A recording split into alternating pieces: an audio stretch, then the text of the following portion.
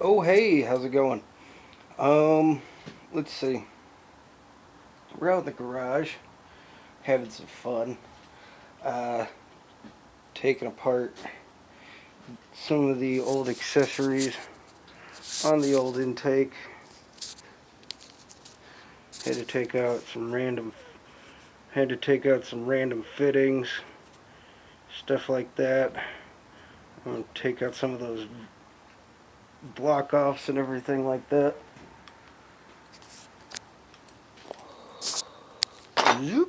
Put the valve covers on nice and loose. I still got to make sure when I put the engine in, I'm going to take those back off because I just finger tighten those just to have them on there.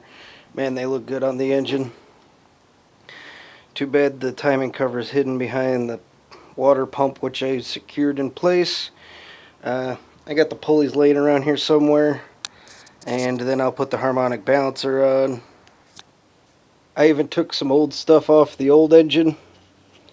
This actually came off the, let's see, is that the rusty one? That is off the old engine. So is that guy. This one right here with the good plug still, that one came off this one. And it's an exact identical match to this one. So, just because the condition of the plug inside there isn't all rusty, I'll at least be able to tell which one's which. Which is weird because the intake on the other one had both of these sitting side by side. If you were looking at the front of the engine, this was like right here and not even a couple inches away on the same runner on the intake. Technically, is it a runner? It's a water passage. On top of the same water passage, there was two of those. I don't understand. I'll have to look it up in the book to see what they were for. Got the thermostat housing off so I can swap it over to that one. Random bracket that was on the back of the motor. Got the little doodad off here so I can hold down the distributor. So basically what I'm doing is figuring out off of what I need still off of the old pieces like the intake and also off of the old turd bucket here.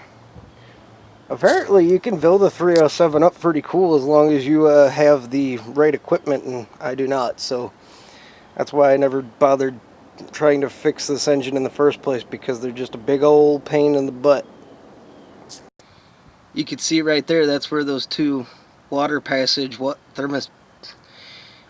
sensors were for the temperature, I guess. There's not a lot I could pull off this one except a bunch of random nuts and bolts. I don't even think that the spark plugs would even be the same. All I know is that random hoses and stuff like that, and a bunch of random nuts and bolts I'm going to pull off, and also I got to look up some diagrams to figure out where everything was on this one and what they were called, so when I go to swap over on, just so I can plug and play, if you understand. It's getting a little chilly here in Cleveland. I even have on a sweater. But still, progress. I figured out how to deal with this situation over here. Because if you watched the last video, I had a bolt that seats down in here and then another nut that was on top of it. I figured out that how deep you can actually put a bolt pretty deep into the head. So I was like, no wonder that thing was so long, giggity.